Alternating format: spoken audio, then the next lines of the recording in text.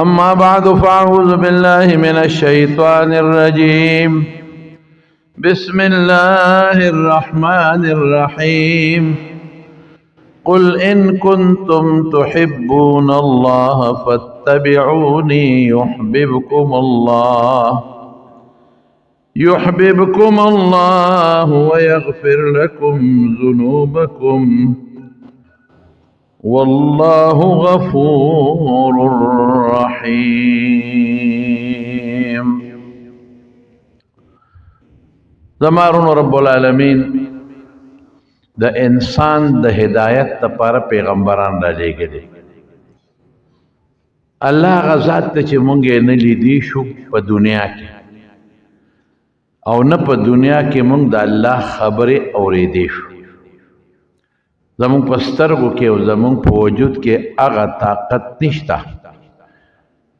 کم طاقت چې د الله د لیدو دی یا د الله د خبرو د اورېدو دا طاقت نشته. بعضې څیز کې الله طاقت کم پیدا کړي. په دنیا کې تاسو ګورئ زمونږ هم سترګې دي، د پیشو هم سترګې دي، د هغه د سترګو نظر په تیاره کې هم لګي، د لرې ځای نه خپل ښکار صحیح کوي، زمونږ په تیاره کې نه لګي. زمونږ هم غوږ دی او ډېر حیوانات دي د هغې هم غوږونه دي. دا د حیواناتو کتابونو لیکلي دي حیات الحیوان چې کونې چې دي کونې دا په دې څاروو کې کېږي. د دې غوږ دومره تیز دی د دې کونې د غوږ د اواز چې په حیواناتو کې دومره تیز د غوږ اورېدل د بل شي نشته. دا د پوزې راښکل میږي ته وګوره، لرې ځای کې یو شی کېده مونږ ته پته نه لګي او میږي ته پته لګي چې دلته یو شی پروت دی. د هغه د پوزې دا سوم دا بوی دا د نورو حیواناتو نه زیات دی. په انسانانو کې بیا د بعض انسان د سترګو نظر کم دی، د بعضو زیات دی. په ځوانۍ کې وګورم دقه سترګې دي ستا، لرې د اسمان په غاړه کې خلک پې سپومې صحیح کوي او میاشت پې ویني. او د بعض انسان د سترګو نظر دومره چې داسې نږدې وه د څوک تېرېږي نو ویني او چې لږ لرې شي بیا نه. دا د دې وجود طاقتونه دي. دقسې زمونږ په سترګو کې یا زمونږ په غوږ کې په دغه دنیا کې چې دا کومه دنیا ده هغه طاقت نشته کم باندې چې مونږ الله وینو یا د الله خبرې وو. حضرت موسی علیه السلام کوه طور ته لاړ او د دې کوه طور د طلوع نه مخکې لاول کوه طور ته لاړ. ما هغه ځای لیدلی دی چې کوم ځای کې موسی علیه السلام د الله سره هغه خپله رازداري کړې ده او الله کتاب ورکړی. کوه طور ډېر لرې دی د موجوده مصر چې کم ښار دی او قاهره ورته وایي د هغې نه تقریبا کم از کم 6 ګنټې ښه د تیزې سورلۍ مزل دی ورته. حکومت ښه پوخ روډ ورته جوړ کړی دی ځکه د مصر حکومت ټول په دې سیلانیانو سیاحینو چلیږي. او دا روډ د بحر قلزم په غاړه تیر شوی دی. کم مشهور چې بحر قلزم د سمندر کما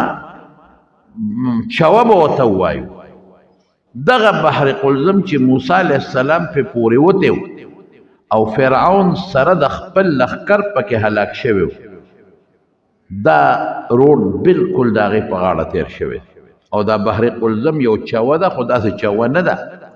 کم از کم زمونږ د تورنګزو نه تر د 400 پورې دونه پلن دی. دغه دی یو خواته وادي سینا ورته وایي، وادي تیه ورته زمونږ کتابونه وایي، او بل طرف ته د مصر آبادي ده. باقاعده هغې طرف نه چې ودرېږي نو د مصر آبادي د هغې لیټونه به راته ښکاري، داسې آبادي نه ښکاري. دا روډ دقلته کې نیغ تیر شوی دی، خو دې وادي سینا کې وادي تیه کې اوس هم آبادي نشته. ځای په ځای پکې خلکو داسې وړې کیارې جوړې کړي داسې یو کنال 2 کناله پټي بوټي موټي پکې کرلي دي نور پکې آبادي نشته دا سرکاري خلک ځای په ځای د هغوی چوکۍ دي پکې او تاڼې دي پکې ولې چې دا سیلیانیانو ته څوک غږ ونه کړي د هغوی ډېر زیات خیال ساتي مونږ چې کله تو که نه مونږ فلین کوچ کې لاړو حالانکې مونږ 4 کسه وو زه هم انیس احمد و ادما د ماما زوی و را سره ریدار شاه او یو بل یو کس و خو مونږ فلین کوچ په دې ونیوو چې مزل ډېر و ما وی یاره په موټر کې تلل ګران دي که سړی زه پکې لږ په دې سیټ سملم تلو ډېر مزله مو یو ځای کې ودرېدو ستړي شو دغه دریاب په غاړه دریاب سره روډ نږدې تلي یو خوا غرونه دي یو دشتې دی یو دریاب دی نو چې ودرېدو نو پولیس ګاډۍ راپسې شاته ولاړو ما چې خدای دا پولیس والا دلته څه کوي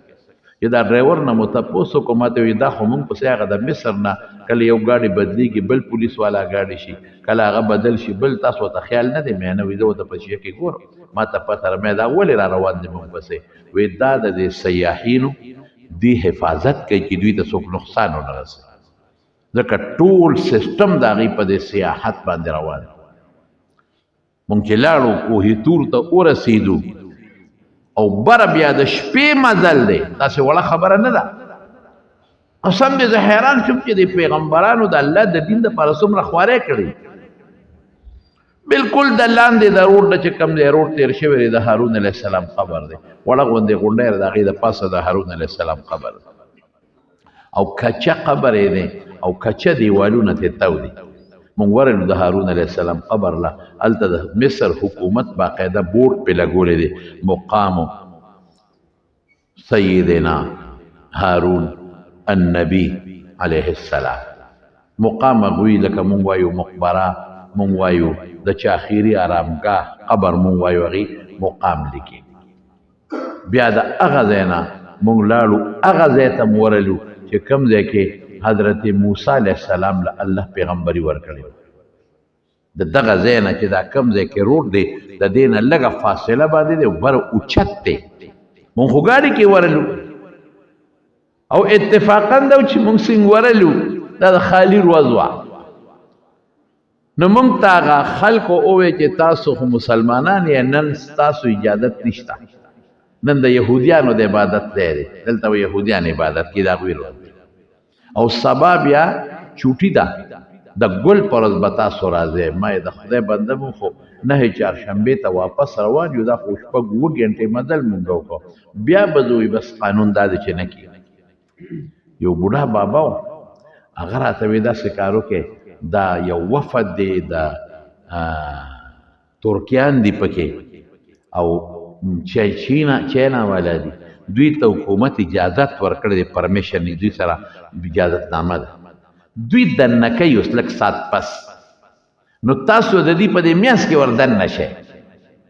غږ مه کوئ که څوک در پسې اواز کوي که نه چې شاته ونه ګورئ خو چې یو ځل په دروازه دننه شوه بیا رایستل نشته ما یې ډېره ښه ولاړو ډېر ساعت تېر شو دې کې هغه ترکیانو هغه چین والو هغه خلکو هغې ته ویې راځئ بس د هغوی خو تقریبا کم از کم یو 50-60 کسان به د هغې په دې میاشت کې مونږ هم وردن نه شو غلی تلو بش مخې ته م کتل شاته م نه کتل چې په دروازه ننوتو هغه یو بل ته اواز وکړو دا خو پکې پردي دي دا څو کسان بل ته اواز وکړو څوک پردي خو چې ته هغوی پردي او خپل ویل بیا مونږ وردن نه شوو یاره تاسو په خدای یقین وکړئ زما وروڼو دننه چې مونږ ورلو هغوی خو خیر فرضي د موسی علیه السلام تصویرونه هم جوړ کړي د هارون علیه السلام تصویرونه هم جوړ کړي یو کوي د هغوی سوچ دا دی چې دا هغه کوي دی چې موسی علیه السلام دلته وبس کړي دي زموږ په کتابونو کې ذکر نشته او 3 عبادت خانې یو د یهودیانو عبادت خانه وه د هغې نه بره د عیسایانو عبادت خانه وه او د هغې د پاسه د مسلمانانو جومات د خالي پر ورځ یهودیان راځي دلته خپل عبادت کوي او د اتوار پر ورځ عیسایان راځي د هغوی چرچ د ګرجه د خپل عبادت کوي او دا باقي ورځې 15 ورځې دا د مسلمانانو د هغوی راځي بیا مونږ ورلو هغه ځای ته چې کوم ځای کې موسی علیه السلام سره الله خبرې کړی د پیغمبر یو طاقت شته هغې خبرې اوري د الله وحی دا پیغمبر ته وحی کېږي چې کله موسی علیه السلام دغه ځای له ورغی د سره خو بیبي وه هغې ته ماشوم د کېدو تکلیف شروع شو نو موسی علیه السلام مخامخ اور ولیده نو بیبي ته وایي ته دلته کښېنه زه ورځم او د اور سره به یا څوک وي چې زه راولم چې ستا د ماشوم د پیدایش خدمت وکړي او یا به دله څه اور مور راوړم ځکه چې ماشوم که مخ پیدا کېږي دغه وخت کې مور ته د ګرمایش ضرورت دی بیبي دلته پرېښوده ورغې او چې څنګه ورغې نو دا اور نو دته اور ښکارېده یو اونه ده او په هغه اونه کې اور بلیږي شنه اونه کې موسی علیه السلام څه لرګي او څه شوړه راواغېشته هغې ته یې ونیوه چې څوک خو شته نه خو په دې اور په دې اونه اور بلیږي نو زه به ته دا شغله دا جارو یا دا چې کومه دغه مې راغېشتې ده دا شوړه دا به ته بله کومه نو ځان سره به یوسم نو چې دی هغه شوړه ورنږدې کوي اتې بره کېږي چې دی هغه شوړه ورنږدې کوي نو هغه ته بره کېږي حقې ناوازو شو چې موسی انی انا الله زه خدای فاخلعن علیک انک بالواد المقدس طوا ته په وادي طوا د دې نوم د هغې کې ولاړې او د مقدس پاک ځای دی دا څپلی دی وبس انی انا ربک زه ستا رب یم فاخلعن علیک بس اتوی شو دغه ځای کې دغلته موسی علیه السلام ته پیغمبري میلاو شو زه حیران یم چې اور بلیږي نه لوګي شته نه تو شته اور نورو یو جلکو نه ایرې شته نه اونه سوځي څلور نیم زره کاله په هغه اونه تېر شوي دي په خدای یقین چې اوس هم هغه اونه هغه ځای ولاړه موږ په خپله ماني صحمت صاحب چې دا کوم ایتونه د دې په حق کې حضور پاک ته الله نازل کړي دا لږ په خشته اواز ما ته تلاوت کړه چې دلته یې ووایه هغه خلک نه پوهېدل هغه غریبانانو ته خو پته نه وه نو هغې ته ما ټول تفصیلات وی هغه هم خوشحاله شو مې هغه تورات کم ځای نازل دی هغې وی چې هغه خو بره د غر په سر نازل دی بره جومات دی او غار دی چې کم ځای تورات نازل دی ما هلته ځو وی هلته اوس نه شاید دی هلته به ماسخوتن لس نیمې بجې روانېږي ځکه چې ډېره سخته ګرمي ده په لاره او بیا عجیبه داره دغه وخت ګرمي وه څوک یې نه پرېښودل او د شپې دومره یخني وه چې موږ ته وی تاسو په دې جامو کې نه شئ ختئ تاسو ځان له کمبلې ځان له شړی پیدا کړئ او دیم راته ووایي چې د شپې باران کېږي هره شپه دلته باران نری باران کېږي خو یریږئ به نه سخت باران نه دی د شیبو د شرق خبره بني او بل موږ وی رسو به څنګه وي موږ به درته سړی درکړو اب هم بره بوځئ ګایډ چې ورته وایي رهنما د هغه پیسې هم جمع کړي لاړ ولته یو جومات و هغه جومات کې هم وخت تېر کړو د شپې 10 بجې راغلو 7 کیلومتره مزل و د ویښ نه بره سر ته مونږ وختو زما خو په ځان یقین نو چې زه به وخېږم کل مې په ځان یقین نو ځکه زه کیلومتر په دې مخامخ لاره نه شم تللی نو مې دا 7 کیلومتره به څوک خېږي خو په خدای یقین وکړې د الله طاقت و بس دوه کمیسه مې چولي 2 جوړې یخني وه یو څادر مې پټکې کړی و یو مې پې د پاسه اچولو یو مې ترې لاندې اچولو داسې ګړبېدو او واقعي نرۍ احساس کې باران په ټوله لارو ورېده بروخت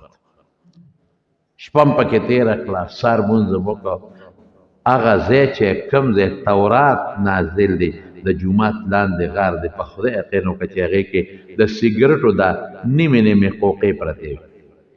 انیس احمد لا ورکوز شو ویې وروږه دا ځای را صفا کوم هلته تورات نازل شو تورات خدای نازل کړ 40 ورځې حضرت موسی علیه السلام په هغه ځای کې تېرې کړې دي او چې بیا سار وختي و او موږ را کوزېدو نو په لاره هغه جبل دکا